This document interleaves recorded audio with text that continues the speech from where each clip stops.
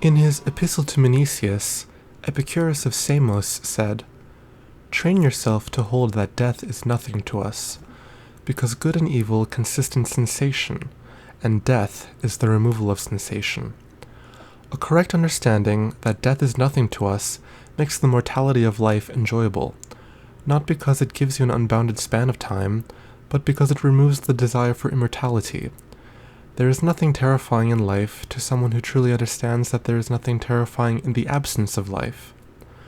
Only a fool says that he fears death because it causes pain ahead of time, not because it will cause pain when it comes. For something that causes no trouble when present causes only a groundless pain when merely expected. So death, the most terrifying of evils, is nothing to us, because as long as we exist, death is not present, whereas when death is present, we do not exist. It is nothing to those who live, since to them it does not exist, and it is nothing to those who have died, since they no longer exist." Epicurus expounds here a non-perception argument based on sentience, and a non-identity argument based on how one does not experience both life and death at the same time. He seeks to cure our fear of death by instilling in us a deep understanding of the ontological status of death, which is to say, non-being, and reminding us that while we are alive, we never experience the state of death, and that when we are dead, we are not there to experience anything. He continues by warning against suicidal ideation, and by inviting us to a life-affirming, fearless, pleasant existence. Most people shrink from death as the greatest of evils, or else extol it as a release from the evils of life. Yet the wise man does not dishonor life, since he is not set against it, and he is not afraid to stop living, since he does not consider that to be a bad thing. Just as he does not choose the greatest amount of food, but the most pleasing food, so he savors not the longest time, but the span of time that brings the greatest joy.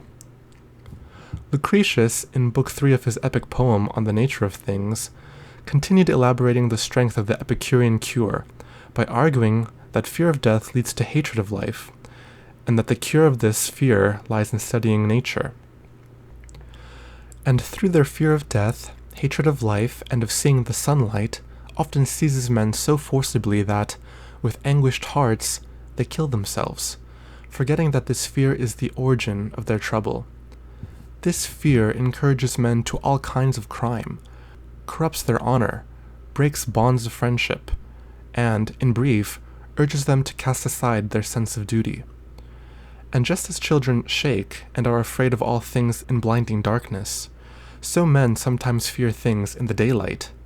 But these should no more terrify us than those things which make young children tremble in the dark, imagining what might happen. Therefore, we must dispel this terror in the mind, this darkness, not with rays of sunlight or with glittering arrows of the day, but with reason and the face of nature.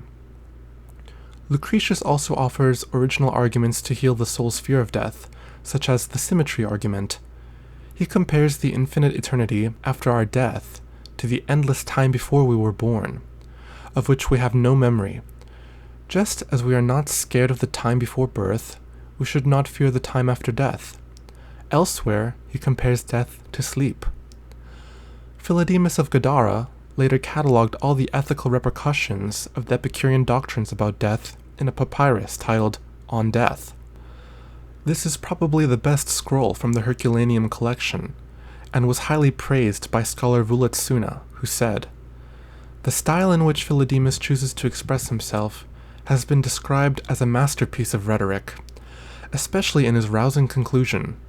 Philodemus achieves a solemn, religious eloquence, unconventional, original, and deeply emotional, yet consciously literary, belletristic elegance, brilliant imagery, touches of gentleness and sympathy, and also of humor and satire, as well as an impressive arsenal of arguments, are all put to work in this remarkable text." But what's in the text?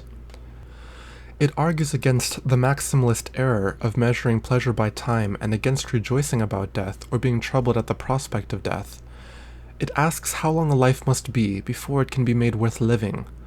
It discusses matters of legacy and inheritance as means to achieving a sense of closure. and it presents specific arguments against fears or false beliefs concerning various manners of death.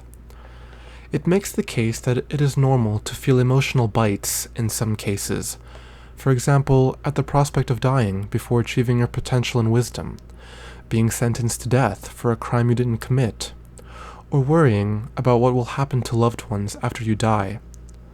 Philodemus argues that some level of sorrow in cases such as these is understandable and offers some arguments of consolation. In one passage, he praises funeral practices where wealthy individuals choose to forego lavish rituals, and instead spend the funeral money on the living. He argues that a lavish burial won't fix a life lived wretchedly. These and other sober distillations of Epicurean teaching can be found in Philodemus' scroll on death.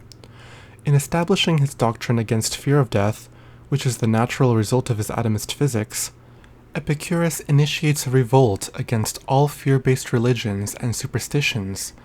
He wants to save our souls from degrading beliefs that make us hate life and long for death, or that poison our enjoyment of the one life we know we have. In response to his triumphant call, many Epicureans of the Roman Empire had these words placed on their tombs: "I was not, I was, I am not, I care not." If you enjoyed this educational module by the Society of Friends of Epicurus, please consider subscribing to our Patreon. Like, comment, subscribe, and share the video on social media.